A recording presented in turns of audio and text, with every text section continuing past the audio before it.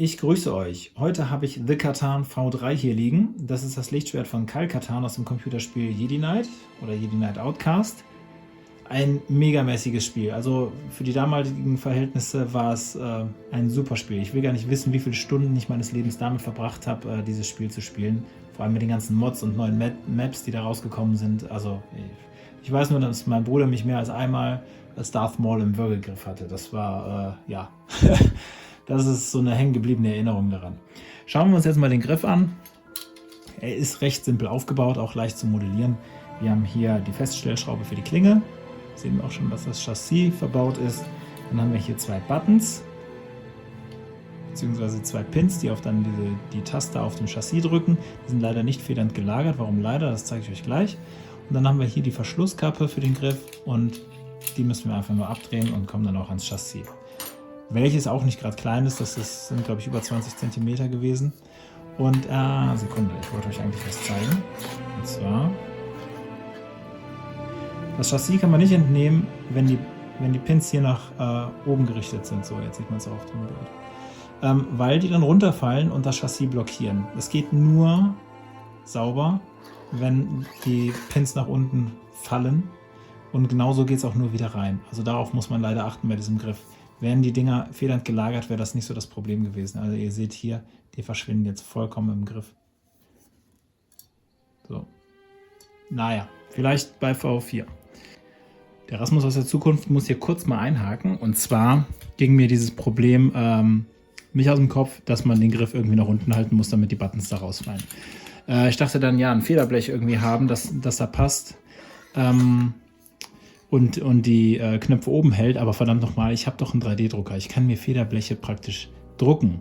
Wenn auch aus Plastik, aber das ist ja genauso biegsam. So, und jetzt, wie wir sehen, ich halte den Griff, wie ich will. Die Buttons bleiben oben. Ich habe da nämlich, und das sehe ich, das lasse ich jetzt mal einblenden, dieses Federblech praktisch aus PLA gedruckt und in die Kontrollbox hier gelegt oder in die Buttonbox gelegt. Und die halten jetzt die Buttons auf Position. Und das sieht man jetzt auch hier, den kann ich hier reindrücken, kommt wieder und wieder nach oben. Und ich kann jetzt das Chassis ohne Probleme in welcher Position auch immer reindrücken. Also, das finde ich toll, wollte ich noch nachtragen. Geht ja auch nicht, oder? Also ganz ehrlich. Da hätten die Jungs entweder selber auf die Idee kommen können, Federbleche mit in das Paket zu legen oder ganz normale Federn, aber irgendeine Lösung, weil... Ja, das ist einfach unpraktikabel. Und ich habe die Knöpfe jetzt so ausgelegt, dass da recht wenig Spiel ist, sodass diese kleinen Pins nicht hin und her flitschen. Aber wenn ein Spiel größer ist, zwischen Pin und Taster, wackeln die sowieso hin und her. Also ein bisschen Spannung auf den Pins ist gar nicht verkehrt, dann hat man kein Geraschel. Und jetzt wieder zurück zum Rasmus der Vergangenheit. Das ist das Chassis. Ich habe hier auch wieder mit einer Kappe gearbeitet. Muss man nicht, aber kann man. Wir haben hier einen 28 mm Speaker, der ist auch wieder schön eingeschlossen. Da sieht man nichts drum. Dann haben wir hier einen Killswitch, einen Standard-Akku, den 18650er. Wir haben hier diese zwei Taster, die eben durch diese Pins blockiert werden, wenn sie dann runterfallen. Und unser Neopixel PCB, den NPXL-Konnektor. Unser Profi V2.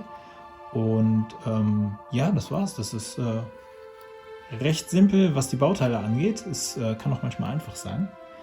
Und schalten wir doch den Griff mal an. Er war schon an. So. Das Ding ist zur Abwechslung ist es mal laut geschaltet. So, ich führe es ein. Nach unten gucken. Rein damit. Und verschließen.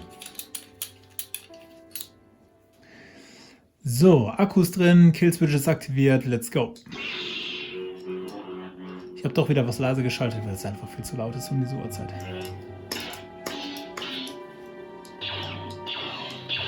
Der Ton ist recht ordentlich. Ich würde dem Ganzen eine 7 bis 8 geben. Ich hätte ihn mir besser vorgestellt, wenn ich ganz ehrlich bin. Aber er ist nicht schlecht, das will ich damit nicht sagen. Hätte nur besser sein können. Hier dieses Geklapper, das würde mir ein bisschen auf die Nerven gehen. Da werde ich noch vorschlagen, hier ein bisschen Loctite anzubringen, damit das Ganze ein bisschen schwerfälliger ist, weil das nervt. Also mich nervt es. Aber Geschmäcker sind ja verschieden.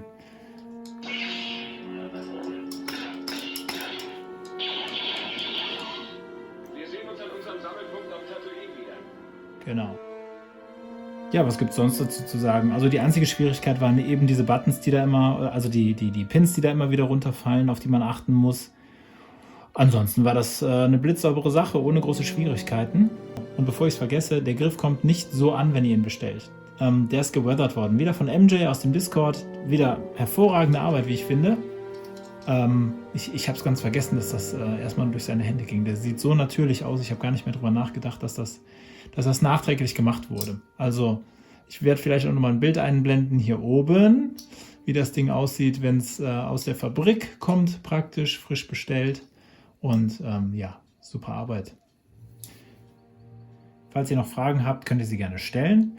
Ansonsten bedanke ich mich wie immer fürs Zusehen bei euch und wir sehen uns hoffentlich wieder im nächsten Video. Bis dahin, ciao.